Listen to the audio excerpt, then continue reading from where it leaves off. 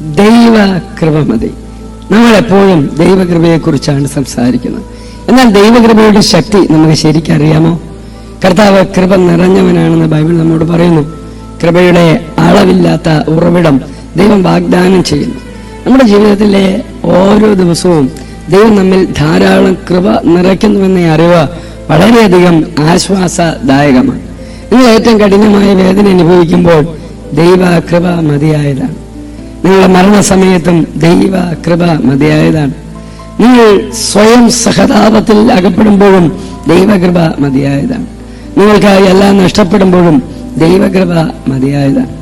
നിങ്ങൾക്ക് കൂടുതൽ മുന്നോട്ട് പോകാൻ കഴിയില്ലെന്ന് തോന്നുമ്പോഴും ദൈവകൃപ മതിയായതാണ്. മുറുകെ പറ്റുന്ന പാപവുമായി നിങ്ങൾ പോരാടുമ്പോഴും ദൈവകൃപ മതിയായതാണ്.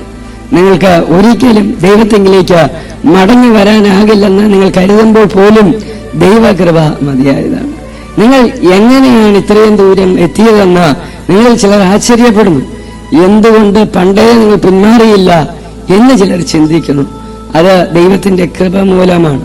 ദൈവകൃപയെ നമുക്ക് ഒരിക്കലും പൂർണ്ണമായി മനസ്സിലാകില്ല. കൂടുതൽ കൃപയ്ക്കായി നമുക്ക് യഥാർത്ഥത്തിൽ എങ്ങനെ പ്രാർത്ഥിക്കാം? നിങ്ങൾ കടന്നു പോകുന്ന സാഹചര്യങ്ങൾക്ക് ആവശ്യമായ കൃപകൾക്കായി പ്രാർത്ഥിക്കുക.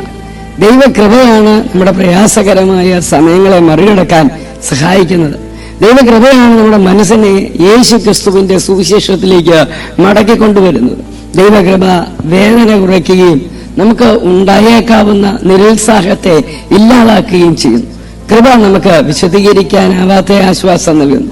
ദൈവകൃപയ്ക്ക് നിങ്ങളുടെ ഇപ്പോഴത്തെ അവസ്ഥകളെ സമൂലമായി മാറ്റാൻ കഴിയും. അത് ഒരിക്കലും കുറച്ചു കാണരുത്. കൂടുതൽ കൃപ ആവശ്യപ്പെടാൻ ഭയപ്പെടരുത്.